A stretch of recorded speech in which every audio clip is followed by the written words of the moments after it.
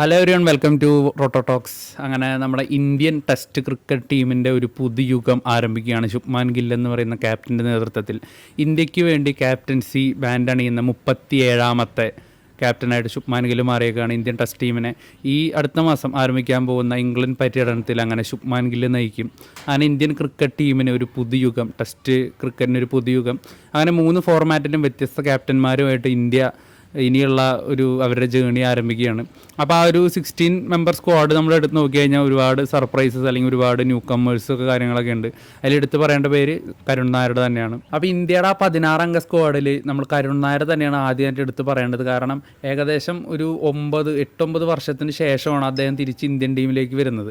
നമുക്കറിയാം, ഇന്ത്യക്ക് വേണ്ടിയിട്ട് 300 റൺസ് ടെസ്റ്റിൽ സ്കോർ ചെയ്തിട്ടുള്ള 2 ബാറ്റ്സ്മാൻമാരേ ഉള്ളൂ. ഒന്ന് സാക്ഷാൽ വീരേന്ദർ സെവാഗും, രണ്ടാമത് കരുൺ നായരും. അന്ന് അജിങ്ക്യ റഹാനയ്ക്ക് പകരം ഈ ഇംഗ്ലണ്ടിനെതിരെയുള്ള ടെസ്റ്റ് ടീമിലേക്ക് കരുൺ നായർ വരികയും ഒരു 300 റൺസ് അടിക്കുകയും ചെയ്തു. പക്ഷേ പിന്നീട് അജിങ്ക്യ റഹാന തന്നെ വീണ്ടും ടീമിലേക്ക് വരികയാണ് ചെയ്തത്. കാരണം ഒരിക്കലും ഇത്രയും കൺസിസ്റ്റൻ്റ് ആയിട്ട് കുറേ വർഷങ്ങൾ കളിച്ചൊരു പ്ലെയറെ ഒരിക്കലും ഒരു മത്സരത്തിൽ 300 റൺസ് അടിച്ചു എന്നതിൻ്റെ പേരിൽ മാറ്റാൻ പറ്റില്ല എന്നാണ് അന്നത്തെ ക്യാപ്റ്റനായിട്ടുള്ള വിരാട് കോഹ്ലി പറഞ്ഞത്. അത് സത്യമുള്ള കാര്യം തന്നെയാണ്, അതിൽ നമുക്ക് തർക്കമില്ല. പക്ഷേ പിന്നീട് അദ്ദേഹം 2017 ഒരു തവണ കൂടി ഇന്ത്യക്ക് വേണ്ടിയിട്ട് ഇന്ത്യൻ സ്ക്വാഡിൽ വന്നു. അതിനുശേഷം ഇത്രയും വർഷങ്ങളായിട്ട് അദ്ദേഹത്തിന് അവസരങ്ങൾ കിട്ടിയില്ല. പിന്നീട് ഡൊമസ്റ്റിക് ക്രിക്കറ്റിൽ ഒരുപാട് മികച്ച പെർഫോമൻസുകൾ കാഴ്ചവെച്ചിട്ട് പോലും പിന്നീട് ടെസ്റ്റ് ടീമിലേക്ക് ഒരു കോൾ അദ്ദേഹത്തിന് കിട്ടിയില്ല. കഴിഞ്ഞ വർഷം തന്നെ രഞ്ജി ട്രോഫിയിലായാലും അദ്ദേഹത്തിൻ്റെ പെർഫോമൻസൊക്കെ വളരെ മികച്ച പെർഫോമൻസ് തന്നെയായിരുന്നു അദ്ദേഹം കാഴ്ചവെച്ചത്. എന്നിട്ട് പോലും ചാമ്പ്യൻസ് ട്രോഫിയിലേക്കുള്ള ഇന്ത്യൻ ടീമിൽ അദ്ദേഹത്തിന് സെലക്ടേഴ്സ് അടം കൊടുത്തിട്ടില്ല. അപ്പോൾ അതന്ന് കുറച്ച് വിമർശനങ്ങൾക്കൊക്കെ വഴിവെച്ചു. എന്തായാലും പിന്നീട് IPL അദ്ദേഹത്തിന് അവസരം കിട്ടി. അത് 2 മത്സരങ്ങൾ അദ്ദേഹം മികച്ച രീതിയിൽ കളിക്കാൻ സാധിച്ചു. പിന്നീട് ഇന്ത്യൻ ടെസ്റ്റ് ടീമിലേക്ക് അദ്ദേഹത്തിന് വിളിയെത്തിയിരിക്കുകയാണ്.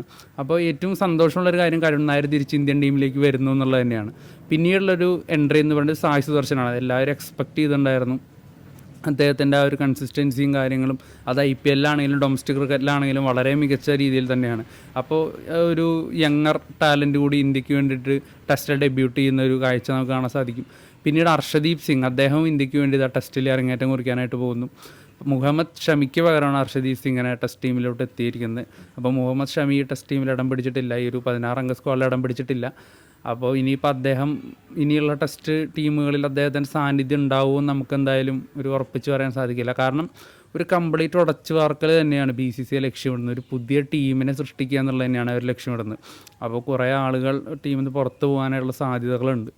എന്തായാലും നമുക്ക് ആ ഒരു സ്ക്വാഡ് നോക്കിക്കഴിഞ്ഞാൽ ശുഭ്മാൻ ഗില്ലാണ് ക്യാപ്റ്റൻ. അതുപോലെ തന്നെ Rishabh Pant vice captain cum wicket keeper. ഇന്ത്യക്ക് വേണ്ടിയിട്ട് ടെസ്റ്റിൽ വളരെ കൺസിസ്റ്റൻ്റ് ആയിട്ട് പെർഫോം ചെയ്യുന്നൊരു പ്ലെയറാണ് ഋഷഭ് പന്ത്. അദ്ദേഹത്തിന് IPL വളരെ ഫോം ഔട്ടാണെങ്കിലും ടെസ്റ്റിൽ നമുക്ക് എപ്പോഴും നമ്മളിപ്പോൾ നിലവിലത്തെ ടീമിൽ ആദ്യം എടുത്ത് പറയുന്നൊരു പേര് ഋഷഭ് പന്ത് തന്നെയായിരിക്കും. പിന്നെ നമ്മളെടുത്ത് നോക്കിയാൽ SSC ജയ്സ്വാൾ, KL രാഹുൽ, സായ് സുദർശൻ, അതുപോലെ തന്നെ അഭിമന്യു ഈശ്വർ. നമുക്ക് ഡൊമസ്റ്റിക്കിൽ വളരെ കിടിലൻ സ്റ്റാറ്റ്സ് ഉള്ളൊരു മറ്റൊരു ടാലൻ്റാണ് അഭിമന്യു ഈശ്വരൻ. നമ്മൾ IPL അധികം കാണാത്തതുകൊണ്ട് നമുക്കൊരു പക്ഷേ ഒരുപാട് പേർക്ക് അറിയാൻ വഴിയില്ല.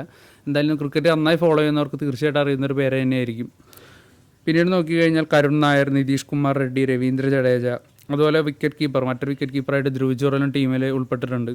അതുപോലെ തന്നെ വാഷിങ്ടൺ സുന്ദർ, ഷർദുൽ ഠാക്കൂർ, ജസ്പ്രീത് ബുംറ, മുഹമ്മദ് സിറാജ്, പ്രസിദ്ധ് കൃഷ്ണ, ആകാശ് ദീപ്, അർഷദീപ് സിംഗ്, അതുപോലെ കുൽദീപ് യാദവ്. നമുക്കറിയാം, വാഷിങ്ടൺ സുന്ദർ ടീമിലേക്ക് വന്നപ്പോൾ അക്സർ പട്ടേൽ ടീമിൽ ഇടം പിടിക്കാതെ പോയി.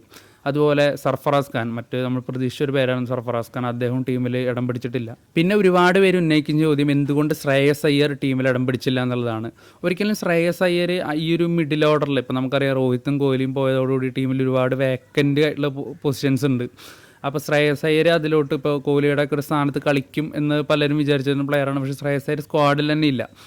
എന്തുകൊണ്ടായിരിക്കും ശ്രേയസ് അയ്യർ സ്ക്വാഡിൽ ഇല്ലാത്തതെന്നൊരു ചോദ്യം വരുമ്പോൾ അത് ഇംഗ്ലണ്ട് കണ്ടീഷൻസിൽ ശ്രേയസ് അയ്യർ ആപ്റ്റ് അല്ല എന്നുള്ളത് കൊണ്ട് തന്നെയാണ്. ലാറ്ററൽ മൂവ്മെൻറ്റ് ഒരുപാടുള്ള ഇംഗ്ലണ്ട് പോലത്തെ കണ്ടീഷൻസിൽ, ഇപ്പോൾ നമ്മളിപ്പോൾ ഇന്ത്യയിലെ ഫ്ലാറ്റ് കണ്ടീഷൻസിൽ സ്പിന്നേഴ്സിനെതിരെ വളരെ മികവ് പുലർത്തുന്ന ആൾ തന്നെയാണ് ശ്രേയസ് അയ്യർ. പക്ഷേ അവിടെ നമ്മൾ അദ്ദേഹത്തിൻ്റെ ഒരു ലാസ്റ്റത്തെ ഒരു 10-12 ടെസ്റ്റ് ഇന്നിങ്സുകൾ നോക്കിക്കഴിഞ്ഞാൽ 15-ൽ താഴെയാണ് അദ്ദേഹത്തിൻ്റെ ആവറേജ് വരുന്നത്. അപ്പോൾ അതൊരു മോശം ആവറേജ് തന്നെയാണ്. അപ്പോൾ അതുകൊണ്ട് അദ്ദേഹം ടീമിൽ ഇടം പിടിക്കാത്തതിൽ വലിയ അത്ഭുതമില്ല. അപ്പോൾ അറ്റ് ദ സെയിം ടൈം ഈ ശുഭ്മാൻ ഗില്ലിൻ്റെ ഓവർസീസ് ആവറേജ് എങ്ങനെയാണ്, അല്ലെങ്കിൽ സെനയിലെ ആവറേജ് എങ്ങനെയാണെന്ന് ചോദ്യം വരാം.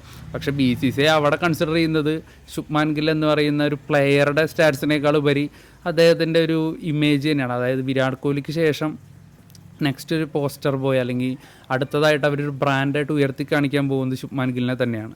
ടെസ്റ്റിൽ ആസ് എ ബാറ്റർ എന്ന രീതിയിൽ നമുക്കറിയാം ഒരുപാട് താഴെയാണ് ശുഭ്മാൻ ഗില്ല്.